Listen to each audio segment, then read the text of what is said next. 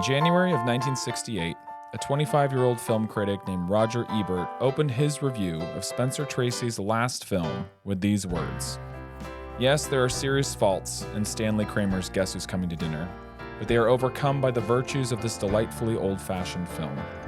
It would be easy to tear the plot to shreds and catch Kramer in the act of copping out, but why? On its own terms, this film is a joy to see, an evening of superb entertainment.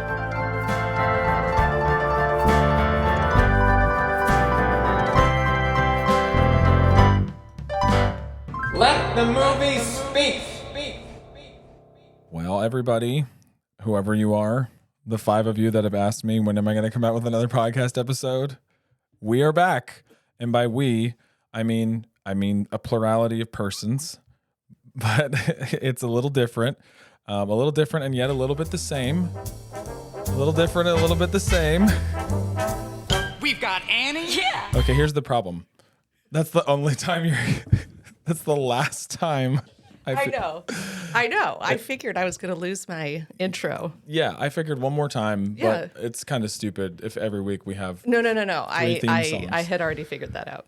So Annie's with us full time for every episode as far as the future holds, and that's good news for you because she's great. Good news for me because I don't have to talk as much. And if you're wondering, hey, what about Justin? Well, he'll be around. He'll be on a couple episodes in this season, which we haven't even really talked about in previous seasons because we just kind of came up with it on the fly. We finished the 50s. Annie, we finished the 50s in a city that was near and dear to our hearts. We did. In our backyards. In our backyard. We talked about how we could kind of tell every street they were turning down. So we went all the way from Vertigo, 1958, if I'm not mistaken. I believe so. San Francisco. Yes. To the beginning of our Dinner Party series, which is just a mini-series, folks. 6 movies. They'll all be fun, I'm sure. And we moved all the way to San Francisco. San Francisco. I did not know that this was a San Francisco No, I had movie. no idea. And then I think that was my first note was SF. We did it again. No skyscrapers.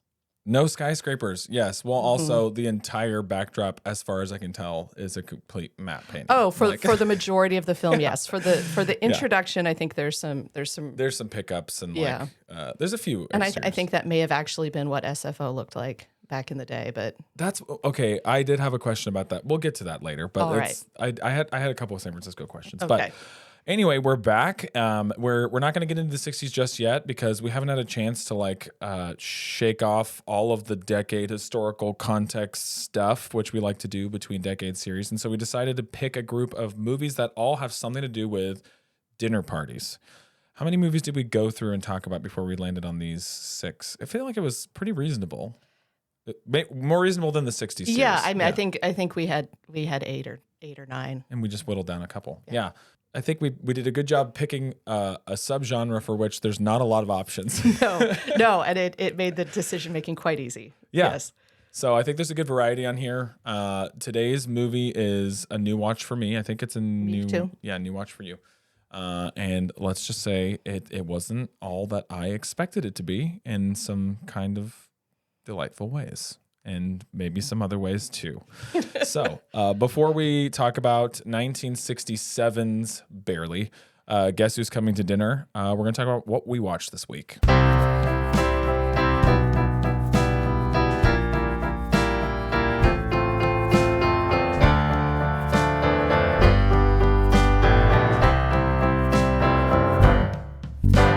So, Annie, I don't know what you watched this week, but I'd love to find out. Would you? Yes. All right. Well, as I think we have mentioned earlier, and by earlier I mean like 3 years ago, we are both teachers. We are. Which means our lives this week are calm. Yay. But for the previous couple weeks, they have been insane. Yes. Right. And so I needed some comfort viewing. Yes. And so my comfort viewing. British people. Well, almost. Okay. No, what's the second choice? 1940s noir. Okay. I was just going to reveal how horrific I am at geography, and then I didn't. I'm very good at geography. Yeah. So I was searching around for Humphrey Bogart, and I found Liam Neeson. And, did you watch Marlowe? I tried. I failed. You didn't make it. No. Have you seen this? I have not seen this. No, but it does exist. It exists. So for those of you who Yes. don't know, there was a movie that came out in wide release in 2023. Wide release. Well, that's what they say. Wide in Montana. It hit the circuit of. It did get into movie theaters. In 2022 it was in the Yeah. I'm not sure which 6 days, I think. festivals it hit, but Yes. it's Liam Neeson's 100th movie that he has ever made. Wow, I didn't know that. And it has a great cast, and it is supposed to be it's trying to be a Philip Marlowe-esque. He is Philip Marlowe. Yeah, right? he's playing Philip Marlowe. I think probably that the original material has gone out of copyright so that they can just mess with it now. Take the character and do it. And I hated it. Yeah, I heard things about it. I Yes. was like, it's called Marlowe, starring Liam Neeson, and I was like, weird but interesting. Yeah. And then I heard about the other castings, And it I was has a like, good cast. yeah, weird but interesting. And then I saw a trailer, and I was like, oh, No, 5 minutes in, I just paused it and went and got food because I was like, I can't. Yeah. And then I came back. I was like, no, you can't walk away from this movie after 5 minutes.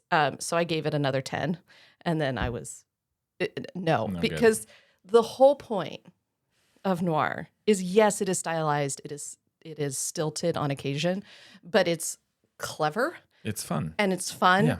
And there are supposedly double entendres. Right. There was no duality to the entendre in this script. That's what we call a single entendre. Yes. And Diane Kruger looked like she was reading the lines for the first time off a cue card. she's like really good and stuff. Oh, she was awful. And Yeah. Liam Neeson, bless his soul, Is he is doing old. And maybe not in real life, but his Marlowe. No, I think he is in real life too. So when you have this femme fatale who is slinging single entendres at a man for whom you want to get a walker, You just want to help him across the street with his groceries. Yeah. It's just awful. Something ain't right. Yeah. It was awful. So I blame I think the director and the writer was the same person, and I blame that person. Wow. But I only got it. So that was my bad surprise. My good surprise, because I want to stay positive, Yes. is for those of you out there who liked Groundhog's Day or romantic comedies in general, there's an Amazon movie called The Map of Tiny Perfect Things that's been on for a while. Okay. And it's a very cute little rom-com. And I didn't watch it for a long time because it's about high school students, and I spend enough of my life around Needed high to school get away from them students. first. I try not to involve them in my off time, but I watched anyway. It's a smart, fun, popcorny rom-com. Okay. So Those are diamonds in the rough these yeah, days. I feel so like. and it's on Amazon Prime. So anyway, Cool. that was a nice surprise. So you are batting 500. Marlowe was awful. I got to try it. You got through how many minutes? Like 20? 15 to 20, somewhere in there. I got to try 20. I got to see if I can make it past 20. I'll get to 22. That way I could be like, I win. You can win. I'd be happy for you to win. Okay. What I watched this week. Well, I was scanning around the TCM section of HBO Max, which is now just called Max, which I still think is a stupid name. Very dumb. That's a man's name, not the name of. If we just renamed Netflix to Jim, that would be. Anyway, I was looking there, and I ran across a 1958 creature feature called The Blob, and I'm aware of The Blob. It's one of those kind of classic posters. It also, much like what we talked about in the Thing episode, where we talked about John Carpenter's The Thing, and then the original The Thing from Another World, lots of those 50s Cold War era movies got remade in the 80s, and this is one of those as well. I haven't seen the remake yet, but I watched the 58 version, and it stars a very young Steve McQueen, and a bunch of other people you wouldn't know at all because they're not like Steve McQueen. But I liked it. It was really fun. It's one of those kind of breezy 90-minute ones. It's in color and really better looking than I figured it would be. I kind of just expected like junky, schlocky fun, but it was actually well photographed. The very simple range of effects that they're shooting for, they execute really well. I mean, there's, a blob. But the way that they shoot it and the way it like quote unquote moves and, like overtakes people and stuff, it's a little silly, but it's kind of effective more than you'd expect at times. It's just a fun one. It has some crazy stuff in the third act that, you could never be scared by this movie, but you could have a good time with it. So I say, if you're looking for one of those, check it out. Steve McQueen in The Blob. The Blob did not make me very hungry because it's just kind of a gross gelatinous thing that eats humans. But we do need to sit down for dinner. It's time. And because this is our dinner party series, our intro section is called RSVPs. Sorry, I'm not usually late. Isn't this Parisian consomme a little thick? Imagine if we didn't bring the wine. We'd be shunned by society. Outcasts. Where's your wine? Calm down. The party's not for another 3 hours. Oh, good. That will give me time to add another coat of glaze to the ham. You wouldn't understand, but one fiasco dinner party can open wounds that may never heal. So this is 1967's Guess Who's Coming to Dinner. For me, I've heard a lot about this movie. I think it comes up in interviews often. I definitely remember watching Sidney Poitier's like Lifetime Achievement Oscar something like moment, and lots of clips from it playing. And I think because my grandma, who is 93 and still kicking, she's an awesome human being, is a huge Sidney Poitier fan. He was like her favorite movie star for years and years, and probably she likes John Wayne too. That kind of balances it out. Anyway, this was in her rotation. So that was my awareness of the movie before I watched it. What about you? I think I just always thought of it as a bit of a homework movie. Like it was one of those important movies I should see, but it always felt like homework. Yes. And so that was actually my first pleasant surprise watching this, was that it's not homework. Yes. Like it is enjoyable to watch, and I don't think it is. I don't think that means it's perfect. No, but it's entertaining, and I wasn't expecting that. I was expecting homework and cringe. I don't know about you, but like you hear that this is a movie, and the plot of the movie involves like a comedy of manners tone, but that it's about like a black man and a white woman wanting to get married, and it's like, oh no, and you're like, how could anyone ever watch that, right? And have fun, and like you're saying, have fun with it. So I was just a little bit like, I was just expecting to kind of feel the like, okay, we're gonna have to do a lot of work to talk about this movie rather than enjoy the movie and talk about what was, for me overall, a very enjoyable movie. It's directed by Stanley Kramer, and his credits include few things you might know. Another Sidney Poitier movie called The Defiant Ones, about a decade before this. Inherit the Wind, which is about the Scopes Monkey Trials. That's another one I think of as a homework movie. There you go. That I have not seen. Judgment at Nuremberg, homework movie. Yeah, and then the only one I would not describe as a homework movie, but just as a freaking weird piece of cinema, is It's a Mad, Mad, Mad, Mad World, which you've seen? I mean, as a kid on TV, which I'm sure was highly redacted. Yes, it must have played on TV, like edited down a lot. It has everyone in it. I remember this about this movie. It has Spencer Tracy, Milton Berle, Ethel Merman, Mickey Rooney, Buddy Hackett, Jonathan Winters.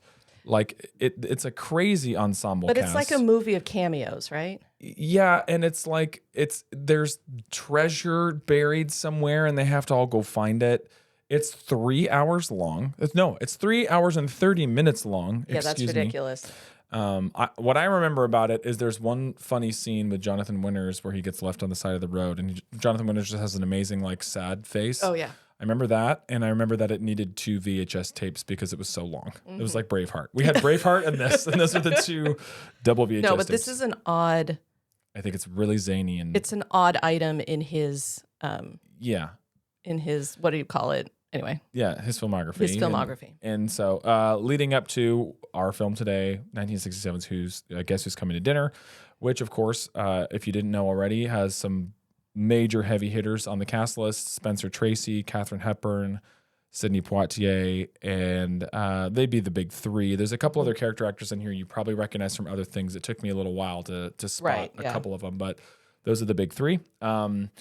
It's probably a good idea in the intro section to kind of talk about the Spencer Tracy of it all. Right. I think. Why is this an interesting Spencer Tracy movie, Annie?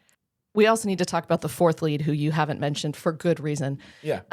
Well, it's his last movie, isn't it? Oh, it's very much his last movie. Very much his last 17 movie. days after filming his last scene, dead. Oh. Yeah, and it's so much so that he was so ill that the studio did not want to insure him. Oh. And so Katharine Hepburn, the director, I think one of the producers as well, they all put up money from their own pockets in order to like pay him and keep him in the movie. You know, I think that explains a lot because he and Katharine Hepburn were in a multi-decade relationship. Yes. And, you know, she is an incredible actress. But when I think about how quick her tears were, she was just... Oh, in the last scene. And at the beginning too. Like Anytime it's him. Yeah. And she's in the background, it feels way too real. Yeah, she's... And so I do want to put that down to her being an exceptional actress, but that also... She's got a lot of fuel. Yeah. She has reason. Yes. So, I mean, it's his last movie. 17 days after this, he would be no more. He would die. He would no longer walk the earthly plane. And she didn't even go to his funeral. Yeah. Yeah.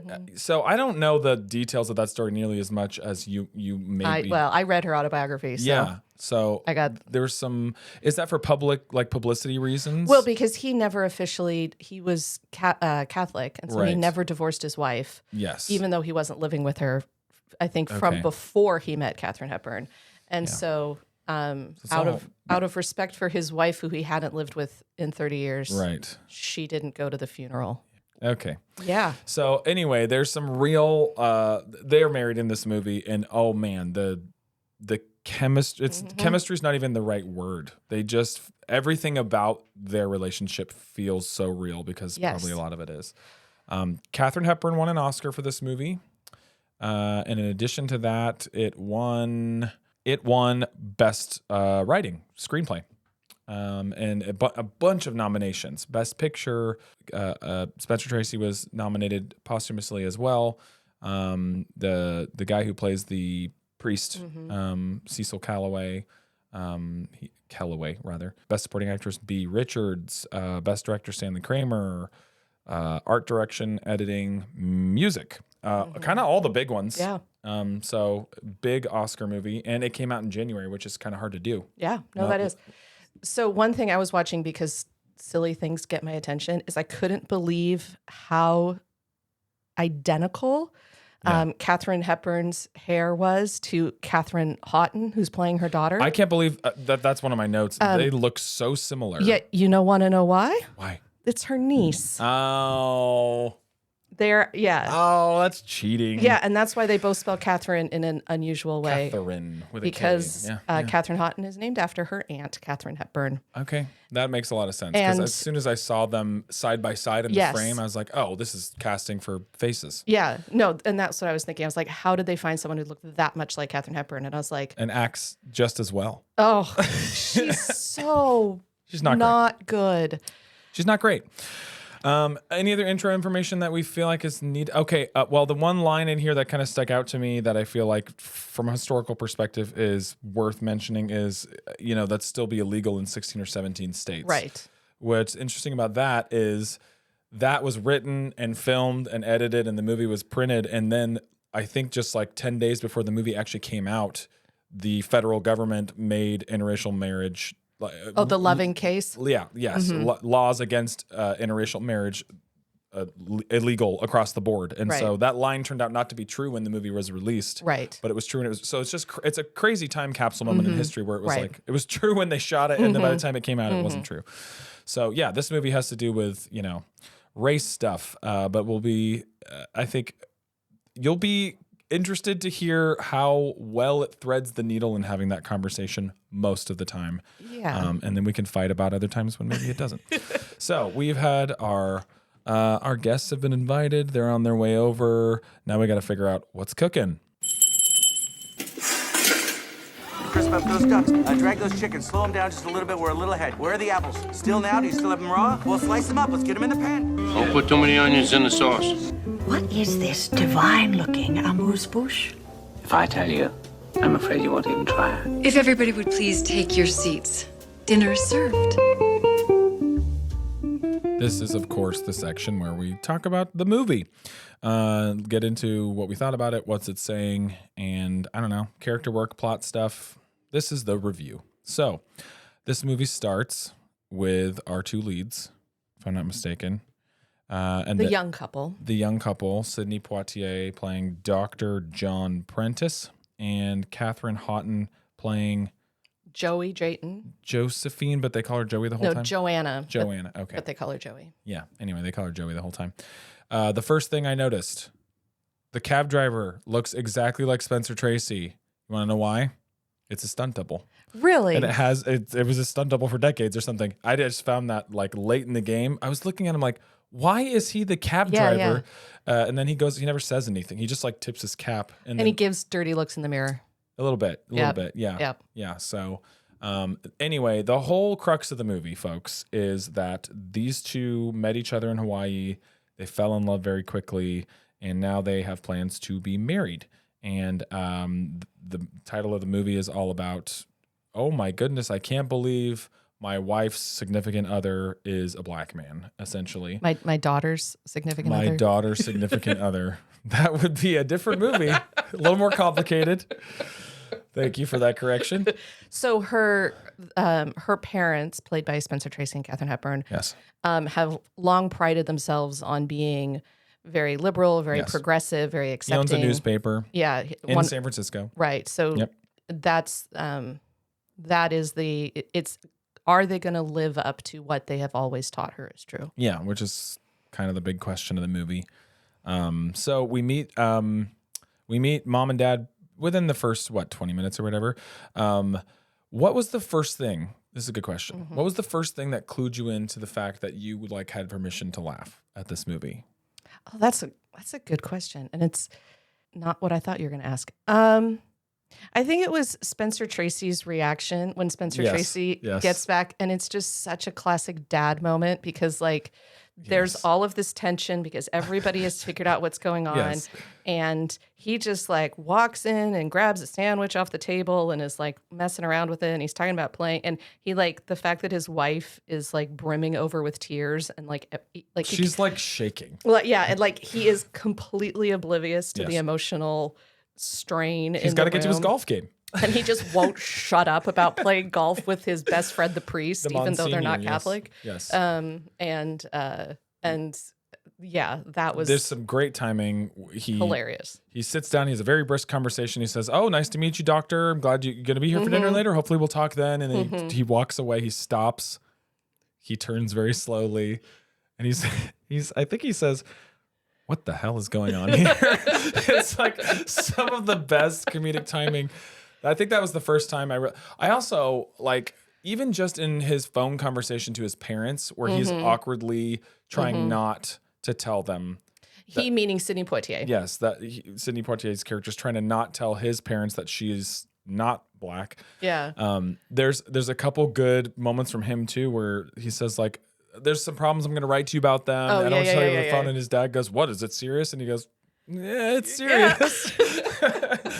I don't know. It is like Roger Ebert said in his review. I feel like it is the thing that this movie does continuously is make me a little afraid that I'm not going to have permission to laugh at the situation and the characters thrust into the situation, and it's so adept at constructing comedic tension and releasing comedic tension. The performances are so sharp that it's too funny. It's too funny not to laugh at. That doesn't mean every piece of social commentary has aged like absolute fine wine or something, but what this movie leaves you with in the end, and we'll get to the wrap up, but like, I don't know, like it's kind of delightful. Well, that's what I meant when I'm like, I always thought that this was a social commentary movie where it was just going to be very heavy-handed. It does not feel like homework. And it doesn't. It has all of the tropes of a romantic comedy coming in. You have the skyline and the happy music and the couple in love. The schmaltzy song, right? I grew to love the song. Yes. Opening credits, 60s, or 60s song. It's always just kind of like, and you're like, but what is this? It keeps messing with you. Yes. Because I was also, whenever I watch a movie from long ago, I always try to have part of my brain thinking about how someone of the era would be watching it. And so it's hitting all of these romantic comedy beats, but then you have an interracial couple making out in the back of a taxi, right? Which would not have played well in all of America in 1967. Right. And so it's like it's pushing its own structure. We can get to what you don't think works super well, or which parts of it are a little like eye twitchy, but like it is a surprising movie because the needle that it threads is being able to acknowledge the seriousness of the issue at hand, and sort of like the elephant in the room is there the whole time, and yet it's like people need to laugh in order to live through difficult things. And there's just some real life family dynamic stuff in here that works really well. Like if you were to just get rid of this specific, this is the problem, and just make it like, oh, he's a bum, right? Like it's not interracial, whatever, but like he's just like, he has no job and he doesn't know how to support her, but they're in love, and the dad's like, you're not going to marry that guy. Half of the jokes would work in that movie. Well, and I was thinking, if I was Katharine Hepburn, if I had a 23-year-old daughter who had gone on a vacation to Hawaii and comes back and says, I've known a guy for 10 days. Yeah. I'm going to marry him. Right. And oh, by the way, we're leaving tonight for a different continent. Right. I would have concern. Sure. Yeah, that's the realness. And there's a 14-year age gap. And, like the parents have real reasons for concern that have absolutely nothing to do with race. Yeah. Yeah. Okay, so let's talk about the two. There's basically three couples in this movie that matter. So let's talk about the lead couples, since we opened with them anyway. Sidney Poitier and Katherine Houghton. I like him. I think he's a good actor. He's fantastic. I think he's the smoothest screen presence that has ever been on screen. This movie has a credit that says, "in introducing Katherine Houghton." It should say, parentheses, the niece of Katharine Hepburn. For people like me, you didn't know that. Everybody in this movie is so good, and she is not very good. She's so bad. Yeah, she's not very good. I was trying to separate her performance from the script. Yeah, I hoped you were gonna get to this, because and I was struggling. I just can't understand why a 37-year-old widower who has had a job as a professor at Yale and currently works for the World Health Organization is actually interested in marrying this 23-year-old silly little girl. Yeah. And which is not to say there's anything necessarily wrong with her for who she is, but like, I don't buy this couple as a couple. But I'm not sure how much of that blame should go on Katherine Houghton's terrible acting. Which is non-negotiable. Okay, some of it's the script, right?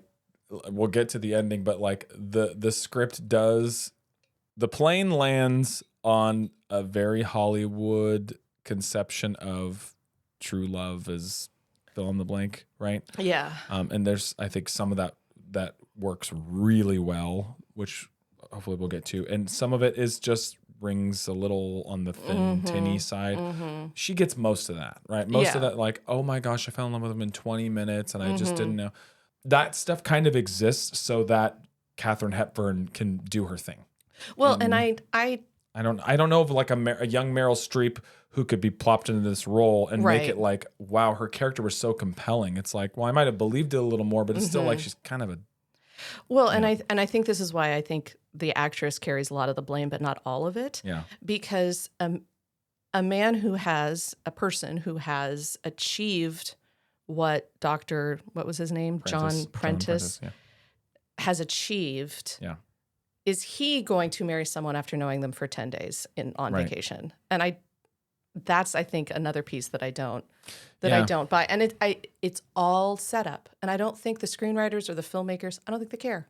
No. I don't think that matters because you just got to buy into it. All they care about is the comedy of manners that they have set up for this one night locked room sort of. Kind of a real-time, almost a real-time movie script. Okay, so we've got those two, which he's real strong.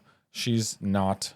The believability between the relationship is like, if you believe in true love as Hollywood might construct it, then maybe. The thing is, like, it's as bad as she was from line to line every once in a while, it didn't ruin the movie for me. It's one of those ones, like the rest of it is so good at times that... Well, she's the only one who didn't have an important speech. Like that's true. Of they all get monologues. The other five people, the four parents and Sidney Poitier all get and the priest all get monologues. That's and true. She doesn't. She gets to say, "I'll go pack my bags" like 12 times. Okay, that's one couple. The next couple would be Spencer Tracy and Katharine Hepburn. What was your first impressions of them in the first we talked about their first scene a little bit, but first couple scenes maybe. They get a little alone moment pretty quickly in the study after the news sinks in. And I am one of those weird people who've never loved them together. Yes. Even though they're like, the king Hollywood and queen of Hollywood. Yes. I was here to talk about Adam's Rib. And...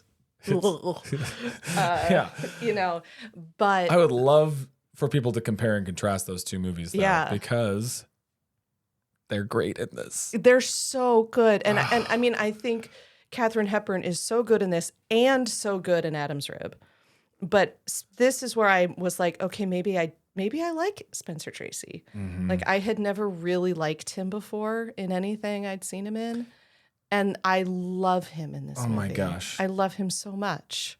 I think what it is, part of what it is maybe is, you watch something like Adam's Rib, which is a total, like, what was that, 1948 or something? Something like that. 20 years ago, 15, 20 years ago.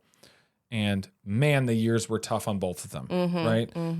So the visual presentation of these two actors just is completely different, right? Like they are both like peak beauty and stardom in Adam's Rib, but they're both very harsh, right? Like in their own ways. Yes. Like, he is a tool in that movie. Yes. And she has to be fighting for the rights of every woman who has ever lived. And stepping on toes while she does it. Yeah. And so like they're both pretty prickly. Yep. And in this movie, the slowness and the feebleness honestly like softens so much of the edges of their big personalities, so that even though he is kind of like he still takes up a lot of space in a room, but he's just like he's just worn down. Yeah. And I don't know, that to me, that's one of the biggest difference makers. Not to mention the fact that their characters are written in such a more interesting, nuanced way than Adam's Rib. Yeah. I really loved that Sidney Poitier's first line, I think, after meeting Katharine Hepburn, was to turn to his intended and say how beautiful Katharine Hepburn is. Right. And I appreciated that. There were some even after he was like, "Who's that other woman?" Yeah, no, that. Okay, since we're there, let's go there. Let's check this box off real quick. She walks him into this incredibly expensive home on the cliffs of San Francisco, overlooking the bay, like over by Ocean Beach or somewhere there. The Golden Gate is in their backyard, if I'm not mistaken, not the Bay Bridge. So it's the Golden Gate. Pointed that way. Yeah. And there's a young African-American woman leaving who is like a maid or something. But dressed like... But she's... Not like a Well, she's in her going out clothes. Like she's going out to the clubs or whatever the 1968 version of that is. And he like turns into the wolf in the cartoon. Auga. And I was just like...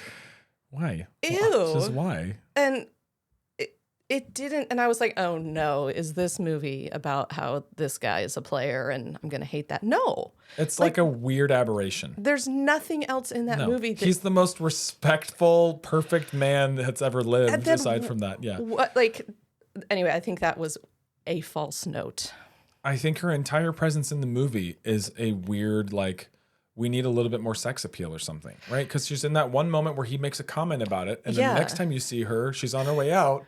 With the butcher delivery boy. Meat delivery boy comes and he's like, hey, how you doing, everybody? And there's some music playing, and it's weirdly diegetic. Like, the music sounds like it's coming from his car, but it's also right in your ears. Right, and it's right. And they're 60s dancing music. like they're on one of those dance TV shows from the 60s that I don't remember the name of. Yeah. Soul Train, which would come a little later, which was later, but yes. that sort of thing.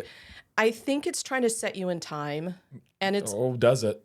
Oh, baby, does it? It does. And I'm trying to. This is me giving it grace because I'm not going to give some other things grace. Sure. In a minute, I think they're trying to show a different view of an interracial couple. Okay. And how they're younger, and so they're younger, and you have it flipped when it's a white man and a black woman versus a black man and a white woman, because that does make a huge difference in how a couple is treated in society, certainly back then, and arguably still today.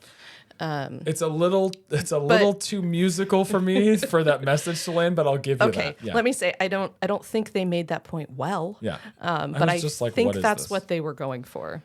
Okay. Okay, we got them checked off. We don't ever have to talk. We literally don't have to talk about them anymore because they don't matter in the movie. Okay, other characters. We have Monsignor someone or other. Cecil Kellaway plays this amazing priest character. I think I love his face. I just loved. I know Roger Ebert thought that he was too Irish, too much of a stereotype. Yeah, who cares about that? And stereotype, I just didn't right? care because I'm I Irish. loved him. I don't care. I don't care. He plays Monsignor Ryan, who is a very Irish priest. He's a very Irish priest, but he's a delight, and I don't care that he's a stereotype. No. He's a delight. Who do we care that someone is a stereotype? Wait on that. Let's talk about the last couple. He is a friend, longtime family friend. What I love about his character, and we can touch back on his kind of moments that he gets with. We're talking about the priest. Yeah, with Spencer Tracy's Mr. Drayton character. But what I love about him most is like the long-lasting, believable relationship that just instantly you buy it. You know, he walks in and he talks to both of them like he's known them for years and years. He can say something loving and he can say something that cuts, and they hear it either way. And then even when Catherine Houghton is doing some bad acting about him, I believe that part of it. You know what I mean? She's like, oh, he's the most lovely man. We've known him forever. And I don't know, like they sell it. They sell it. Yeah. Okay, let's talk about Dr. Prentice, Sidney Poitier's character. Let's talk about his parents, because they're played by Roy Glenn and Isabel Sanford, Mr. Prentice, and Tilly. No, Tilly is the housekeeper. Mr. and Richards. Mrs. Prentice. This looks like her costume. Never mind. Doesn't matter. Anyway. B. Richards plays Sidney Poitier's mother. Yes. Mrs. Prentice. Yeah. So what do you think? What do you think of his parents? This is getting into the more complicated part of the story. Yeah, I don't think I have any real concerns about them. I have some concerns about how Sidney Poitier talks to his father. Do you? I do. Oh. I do. But I do think there's some weird class stuff going, because I'm pretty sure a retired postman from LA can't just jump on a plane at a moment's notice to fly to San Francisco. But, you know. Yeah, I don't know how that works. Movies. I liked her. I think her little monologue to Spencer Tracy about the importance of love is good for what it is. I would question whether or not her definition of love is actually the bedrock of marriage. But I think they both, as actors, do a good job with what they've got. And I think her scene with Spencer Tracy is, to me, the good one. Even though it is, again, kind of it circles that idea of like the only reason you could ever not accept them, because this whole movie it like has a ticking time bomb element, right? Like they have to leave, they want to get married, But in the back room at one point early on, John Prentice, the husband to be, he tells the parents, Spencer Tracy, Katharine Hepburn, he tells them, like, I know she said we're getting married no matter what you say, but I want you to know that I'm going to respect your wishes. And I haven't told her that because I don't want her to know yet. And so there's this kind of layered thing happening with the deadline. And the scene that his mom has with Spencer Tracy, to me, what works really well about it is her line, like later on with him, where she just says, like, what is it? She says, "What happens to men when they grow old?" That's a good line. Why do they forget everything? I'm like, oh, that is so well written. It's just enough. And so she's referring to, like, what it felt like when you fell in love, like right then, right? But it's also about more than that. Yes, because it echoes back to some things that the priest has said to him about, like, it must be really interesting to come face to face with your principles finally, And so I think there's a lot packed in there for her. I think his character is written to be one note, Mr. Prentice, but he plays it very well. I mean, his job is to come in there and sort of like storm the castle.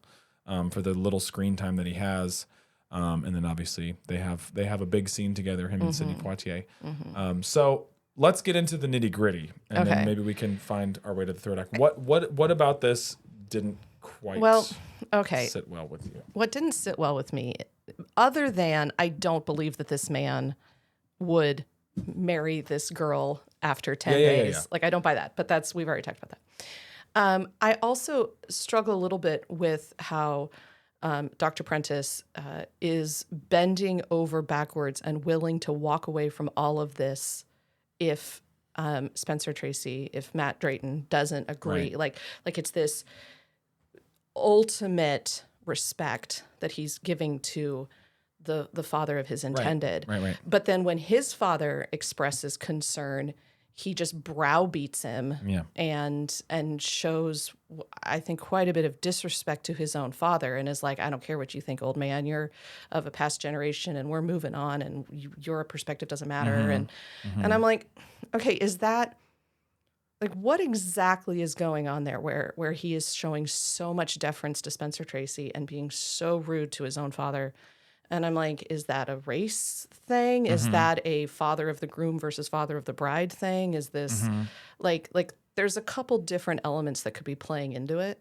But whatever the mixture is, I didn't like it. I wanted him to respect his own father as much as he respected her father, which is not the same thing as doing what they said. Like I'm fine with him saying to them, we want your blessing, but we're going to get married anyway, if he's saying it to both of them. There is a scene in August Wilson's Fences that I could not help but think about during that scene, because there's a scene, if you've ever seen a clip from Fences, there's obviously the movie with Denzel Washington and her. Dang. Yeah, can't help We'll get back to it. But famously played by James Earl Jones on stage, and then again by Denzel Washington on stage, where a father and son are having a very similar conversation. He wants him to buy a new television set, and he explains why he's not going to. And they have a, like, what do I owe you conversation, right? And so the dad in this movie has that same kind of conversation with John. And I do think of all of the outburst, right, that he has back at his dad after he lets him talk, the part that rang really true to me was like you gave me all that you owed me, right? And so I owe everything I have to my future son. Like that's right. And so the look forward of that part of the conversation, I feel like there's anger. Right. There's some real anger. Right. And I can't help but look at Sidney Poitier, who obviously like blazed so many trails as just a human being, right? Being like the first black leading man that would sell 1 million tickets to whatever and be that famous. When he's saying like, you see yourself as a black man, I see myself as a man. Like there, and honestly, in the Spencer Tracy-esque way, like that barely felt like acting to me. Right.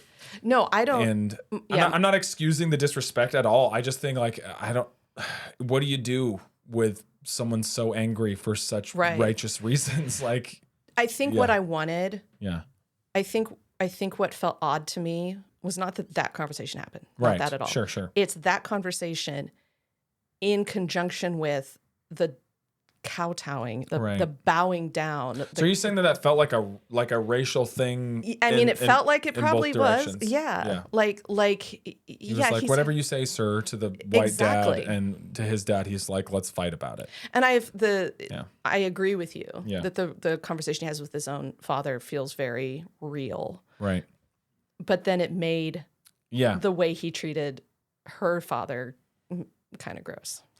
Yeah. I don't know what to do with that. I feel like some of that is a difficult reality, and some of that is like they've built up his character to be literally like, other than the one goo goo gaga, like when he looks at the woman on the way in, like if you take that out of the movie, he is the perfect human, which is intentional and a problem. I feel like when it comes to like when he actually has to yell at his dad, right? Because you go, oh, that's not consistent in some way or whatever, and it's like. He is so perfect in every situation that's kind of the one moment he gets in the whole story to like be ugly. Right. And I don't know. I don't, it's ugly. Yeah. It's an ugly moment, but I know what you're saying in the grand scheme of things. Like it doesn't play maybe even how they intended. You know what I mean? Okay. Any other warts here that you want to like, I'm trying to barnacles think. you want to scrape off the bottom of the hole? I'm trying to think through it. I think, what about Tilly? That's what I was just about to say. Let's talk about Tilly.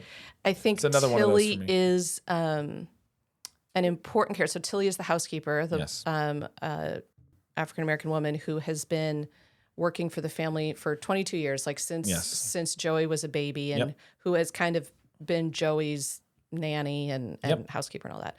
And she expresses the most anger. Yeah. And is the one who expresses the most impropriety, or her perception of impropriety to this relationship. And it's uncomfortable. Yeah. And I think it's real.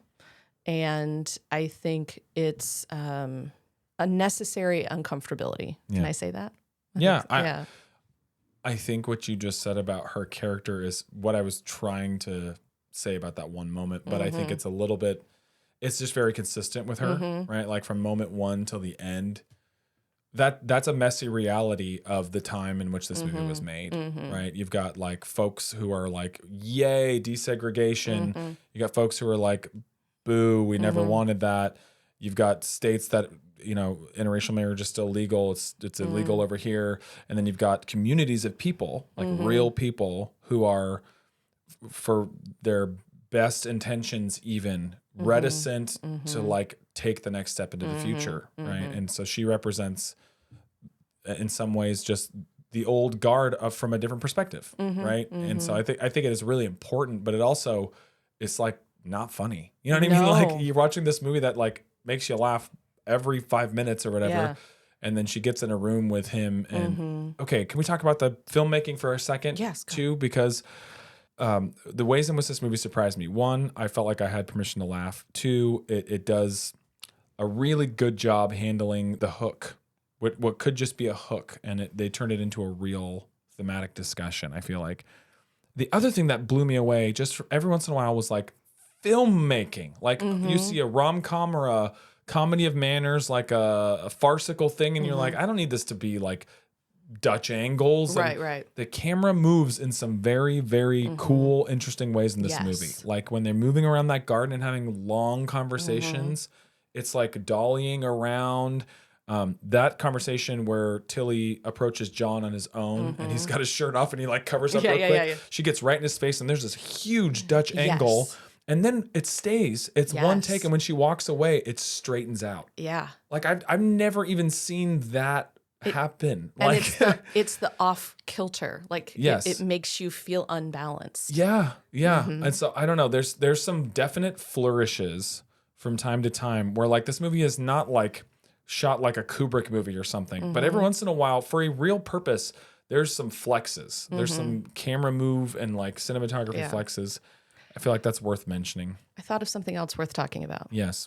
So that's what we're here to do. That's what we are here to do. So the Katharine Hepburn character, yes, Christina Drayton, who's called Chris most of the time, she owns an art gallery, which is, I think, supposed to be the excuse for why there's so much gorgeous art all over the walls. We're going to talk about that scene of with her employees. Yes, that's where I'm going. And yes, so when the young couple is coming from the airport at the very beginning of the movie, they stop by her mother's art gallery because I think she might be there. She's not. They run into the manager who has worked for her mother for decades, I think. And they have a lovely little conversation, although there's clearly tension and why is he with you is the subtext. Right. Away. And the manager of the store is surface polite, but in 21st century language, there are clear microaggressions. Yes. And then she comes to the house later. She just shows up. I forget why. Was there even a reason? Well, it's a made up reason. She says, oh, this person called and they want to blah, blah, blah with the whatever. And she's like, you could have just called me and told me that. That's right. And so then she tells Katharine Hepburn privately, like, as soon as they walk out the door, she says, like, how are you doing with all this? This is horrible. What are you going to do about this? And she says, she voices the same perspective that the housekeeper has voiced. Yes. But now it's a white woman saying it instead of a black woman saying it. And Katharine Hepburn just immediately, passionately, dramatically fires her in the most anyway, such a big that scene is amazing. And it's a great scene in a movie. Yes. It's a great scene in a movie. Yeah. But it just makes me think, like, that's supposed to be a win. Like, everybody's supposed to cheer, right? It's the same perspective we've just heard from the housekeeper. Yeah. And it just, to me, it actually felt off. I felt like, not that Katharine Hepburn wouldn't be very, very angry with her friend and manager, but that felt like if these two women have been running a business together for 20 years, 30 years, whatever it is. She's gone now. Like that was quick. And so I just, it was a great stand up and cheer moment in a movie. Did not feel like real life. I think the way I read that is it felt like her codifying moment. Up until that moment, she has not had that conversation with Spencer Tracy where he's shaving, where she says, if you say you can't approve of this for even reasons that you think are sincerely good, I will.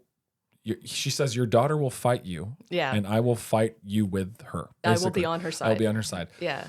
To me, that's her codifying moment where she hears it from someone that she's known for a long time and has worked alongside for a long time. I don't believe up until that point she's talked to Tilly. I don't think. Oh, you don't think she hasn't heard that from Tilly? I don't think so. Okay. They don't show it. Yeah. Right. Like the daughter hears it from Tilly 6 times. Right. And John hears it from Tilly a few times. I think the way that they have that set up is I don't think Tilly would go to her employer and say that to their face. No. Not to say that those perspectives do exist, but she has her moment there, and then later on, in a very opposite way, right? Not in an angry, explosive way, but in a John's mom says to him, "Why do men forget everything when they grow old?" Right. That's his moment, you know. And then he just stares at the bay, and he's made up his mind. And I like how they're different. I like how one is explosive and it's very Katharine Hepburn, right? And I like how one is like Spencer Tracy shuts up. Yeah, you know what I mean. Like he's quiet and he swallows it, and I don't know. I think it's and it leads to a great moment because the daughter blows up right afterwards. That like is you just so go good. Straight from the mother blowing up to the daughter blowing up. She says she was being a real, and you're like, yeah. And then Spencer Tracy goes, "It's just like her mother." I think you should fire her, Mom. And she goes, "Oh, Joey, like how could I ever?" And then she walks away. Yeah, that's pretty great. Honestly, if we were to stay here and record every good Katharine Hepburn moment that happens in this movie, we'd be here all night. That's true. Every facial expression she makes in this is kind of genius. So good. Like she has a really short scene with the priest where he arrives and she's tending bar because people are showing up for the dinner party, and he asks for a drink, and she can't even like get through pouring the drink. She's like trying to be like, oh, so how was your afternoon? And then she just cracks. And it's like, it's some A+ acting work, people. She is very, very good. Well, I do think that Poitier plays all the things well in this movie. Most of the thing he gets to play is polite, perfect man from perhaps another planet of perfection. But he's very smooth and he does that well. I also think he plays the like lovesick stuff kind of well and in his own way, right? He is 13 years older. He is highly educated. He is accomplished. He has all these things. But there's just that base level being overwhelmed by meeting your girlfriend's parents.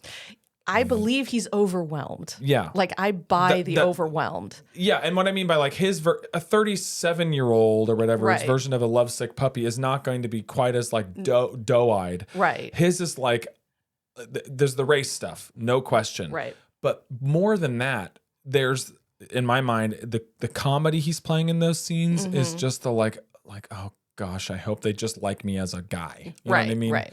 That stuff is well done too, which is a totally different layer. Yeah. I think he deserves credit for that too. You got any favorite lines you want to point out that we haven't already brought up? I did the terrible thing of writing down little bits of lines, thinking that would mean I would remember them. I got one. Sure, go for it. The priest goes up to Spencer Tracy's bedroom while he's changing and tries to like, this is right after the drink pouring scene I just said about, and she says he's gonna say no. Basically, he's gonna say he doesn't condone, he doesn't give them the blessing. And so the priest goes, where is he? And he just marches upstairs. I love the chutzpah. Okay. And Spencer Tracy does a lot of this in this movie, but he's like, you want to know what the first thing that happened today is? And he just starts listing it. And you know what? To be fair to this guy, it's a lot. It's been a day. It's been a day. Yeah, his last monologue could be titled, It's Been a Day. Yes. But what he says that made me laugh really hard is he's like, well, first they say they're going to get married. And then they say she's going to leave in 2 weeks. And now she says she's getting on the plane tonight. And he's like, we're being pressurized here, you know? Okay. So also the priest. Yes. So at the very beginning, when Spencer Tracy finally clues into what's going on, he tells his secretary to cancel his golf appointment with the Monsignor. And so then later the Monsignor just comes like barreling in the door and he goes, what's wrong? I hear there's a problem. And then Sidney Poitier comes around the corner. He goes, you're the problem. But he says it with he's the warmest. So much kindness and such a sense of humor where he just went, oh, you're the problem. And he has an interesting line. It's great. He also has, in the same scene I just mentioned, he's like, they're getting to the apex of their argument. He goes, you pontificating old poop. It's like, just great alliteration. He also, I feel like he gets a few substantive things in there, when the opportunity, he's very jovial, but he has a line about like, he's like, I've known a lot of interracial marriages to, up until this point, and a lot of them seem to work out better than the others. And maybe that's because of the adversity that they face, or something like the extra care and comfort they have to have for each other because of the challenges they're going to face. That's interesting. A line I hated was when Joey says, oh, he's a very important man. And when I'm married to him, I'll be important too. That's great. I wanted to reach into the screen and throttle her. That again, like, there is no way to deliver that without sounding like a Nimrod. Well, and I think you're supposed, do you think the screenwriter wants us to think she's a silly little girl? I mean, she has no monologue, like you said. And everybody else is very adult in this movie. Yes. So I think it would be unfair to say they didn't slant it towards this is the naive and everyone else is world wise, or something. There's I just think that's weak. I think the story would be so much better if she was a thoughtful human. She was 30 and not 23. That might help. Or just older for her. I don't know. Yeah. But she seems unaware that life is going to have more difficulties because of this. Like, she seems so naive. Yeah. And that's mostly true, I think. Yeah. And that doesn't really help anything. No, I don't like that choice, but that's a screenwriter's choice. And also, like, it's a hat on a hat to say they have an age difference. Like, why do they need an age difference? Yeah. They don't. And why does this need to have been a sudden relationship rather than a relationship she's been hiding for 6 months or a year? Yeah, that's all just like off-screen happenstance stuff. I just feel like there would have been a way to set this up in a way that, took some hats off. Yeah, agreed. All right. Anything else before we get into our wrap up section, which is, hey, we actually get to wrap up the food in little doggy bags and take it home. Oh, we should talk about the monologue at the end. Okay. Let's talk about Spencer Tracy's last. This was my note. I don't love that everyone listened to the Wasp Man preach ending. Oh, okay. I like it a lot. That's like, once the white man is happy, then everything's fine. That's the whole movie. Yes. I hate to break it to you. Well, I know. Which you don't like. That's my problem with it. Yeah. Because the black man, the black dad is still angry, but the white dad, like, now that he's cool. I feel like they thread the needle on this, and we can disagree. That's fine. Convince me. Well, I don't want to convince you. I just want to disagree. Okay. Express disagreement. I think that the final monologue is all about what a day it's been, and not about everybody sit down and shut up and listen to the white man talk, because Spencer Tracy, as much as it is, the movie is about him fighting, coming face to face with the principles he's espoused. I really do believe that his character is the idealist liberal he wants to be. Right. He just hasn't ever had to reckon with the reality of the views that he's held. And so the movie is not about revealing him to be a closeted racist. The movie is about him having to realize, okay, the time has caught up to the progress that I've said I wanted to see. It's not just going to be work for them. It's going to be work for me too. For right. Sure. And so, I feel like the way he enters that room and he says, like, he talks to John and he says, before you call me a coward, I have something to say. Please come in. And he doesn't say it to him in private. He says it to him in front of everybody, which to me is it's a step forward in the being filled with some kind of humility department, right? He could have just said, like, we worked it out, everything's fine in the back room. But there's a lot of back room conversations in this movie where people get sequestered off and they have everybody mixes and matches. So I think there's that. He also offers to refill everyone's drinks, which is, I think, interesting. Like, it's not like everybody sit down, shut up, I have something to say. He's like, can I refill your glass, Mr. and Mrs. Prentice? You know what I mean? Like, he kind of goes around and he does the whole thing. I just, to me, what works so well about that last thing is the fatherliness of it. It's almost not about John at all. It's almost not about the Prentices at all. It's about him and his daughter and his wife, and they could be there or not be there. And maybe that reeks of maybe that reeks of disrespect to some viewers, but to me, it's like, when you know Spencer Tracy died 17 days after filming this, and you know him and Katharine Hepburn really did love each other, and he looks at his daughter and he says, like, I don't know how many times I'm going to get to say this, so please just shut up. Especially when she's this bad at acting, you're like, no, seriously, please shut up. The way it rounds about to him, again, the camera follows him in really interesting ways all around the room, and then the shot that it sits on is him in profile talking to everybody else, and Katharine Hepburn in the background. And you can see every little blink, every little twitch, every movement.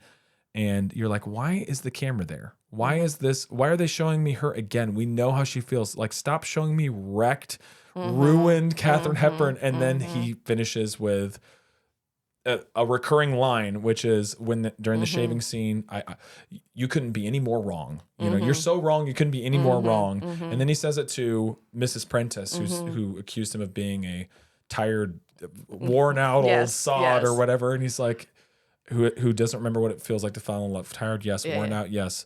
But you couldn't be any more wrong about this. And I don't know. To me, it's like, I think it's more about him having a conversation with his wife and his daughter than about talking down to any one person in the room. That's how I took it. If John Prentice's father had come around too, I would feel better. He puts his arm around him on the way into the dining room. Isn't that nice? I think it's nice. He's like, hey. Wait, who puts whose arm around Spencer Tracy goes to the dad and he like pats him on the shoulder. He goes like, come on, let's go get some food. Okay. And I feel like that's like a... Yeah, but see, that's still Spencer Tracy. Like, if... No, totally. But I'm saying the perspective is there. And the fact that the father doesn't come around in the end, to me, is credit to the screenwriters and an argument against you a little bit, saying like, he could have just been like, well, fine. Yeah. But that's not reality. Tilly could have been like, oh, but they love each other. That's fine. Yeah. That's not reality. Right. So the father, he goes to that dining room, but he goes and he's like, I lost this battle. You know what I mean? Like I am way outnumbered now. And Spencer Tracy could just walk the other direction. But to me, it's like, look, we're going to be family now. We got to figure it out, you know? Okay, this might not be fair. Please. But this just came into my mind. Be unfair. I think maybe what's bothering me about greatly entertaining movie. I enjoyed this movie. Yeah. I would watch it for Katharine Hepburn alone. Oh my gosh. Over and over and over and over again. Just mute her niece. But, okay, you know the movie The Help? Yes. What bothers me about that movie is that it's told from, it's this white girl. Emma Stone, right? Yeah. And if that movie, if The Help had been told from the perspective of Octavia Spencer's The Help, right? Like if it had been told from the perspective of one of the black women, yes, I think that would have been a fascinating movie. It annoyed me that we had to have see it from the white perspective. I think a little bit of that's what's bugging me about the end of this was that this movie is about how a white family. I just think it is though. And I think that's what the movie is. That's what the movie is. And so maybe that's what I just, but again, I have to give it a huge amount of credit because what is it, 67, 68? That's true, yeah. Like the fact that this movie, and it's like... It's less egregious than The Help, I think. Well, yeah. And it's so much older, right? It's 40 years older. Yeah. And so I think it deserves a huge amount of credit. And it's also the reason I'm not mad about it. Right. Is because it's from the 60s. Like we're still in the middle of the civil rights movement. Yeah, it's very fresh. Yeah. And so I think even though some of it rings off key to me at times, I still appreciate what it's doing. Agreed. Let's get to the wrap up, which is a section that we have aptly named Just Desserts. Bob, could you help the carnivore cut his meat? Wait, let's talk about the elephant not in the room. How do you take caviar, sir? No caviar from me, thanks. Never did like it much. What have you been drinking, Herbert? Oh, you should ask Tom. He poured it. You weren't trying to poison me, were you? I drink your milkshake. Okay, so the two questions. It's been a while, so let's remind ourselves. Yeah, I don't remember. It's been roughly an entire school year. An entire school year. The two questions are, is it worth your time? And how often would you rewatch it? Which, that's an interesting one. Is it worth your time? Absolutely. It's very much worth your time.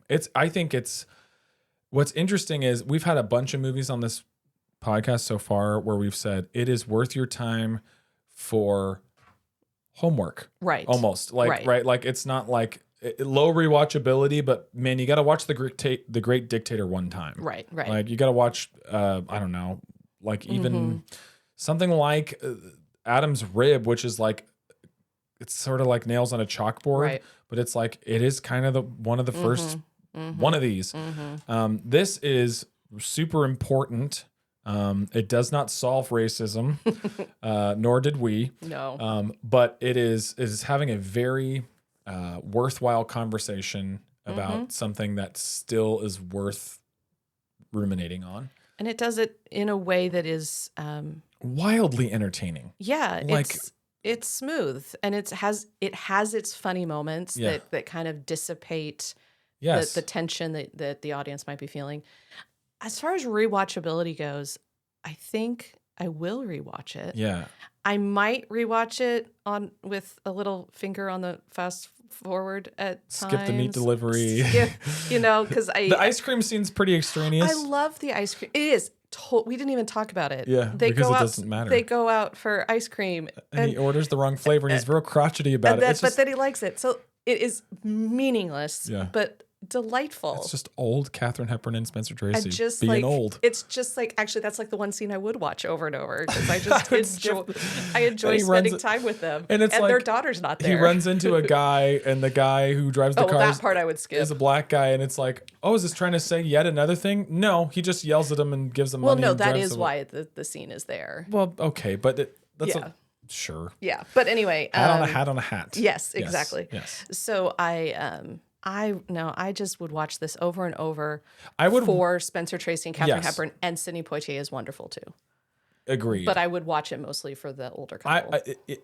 And I like the priest a lot. Pretty much every line he said, I was really happy that he was speaking again. I would watch it with someone who hasn't seen it before. Yes. Because it's kind of surprisingly entertaining. I feel like it says some things better than it should. And it says some things exactly as you might expect a movie from 1967 to say them. Right. So it's an important time piece. Good movie. It's a good movie. I'd watch it again. Sidney Poitier didn't have a full command on his American accent yet.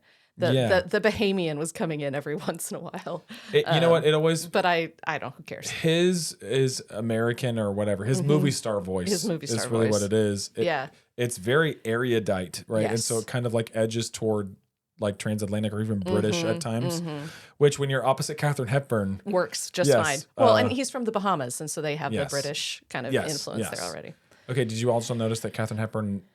She's at the I never show my neck part of her career.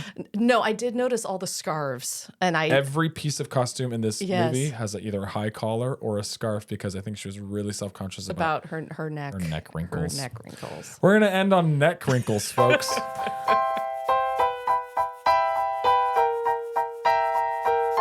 All right, that was great.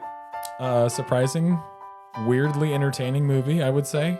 And next week we have, I think it's going to be weird. I don't know if it'll be weirdly entertaining. I don't know a lot about it, but I know Roger Ebert loves it.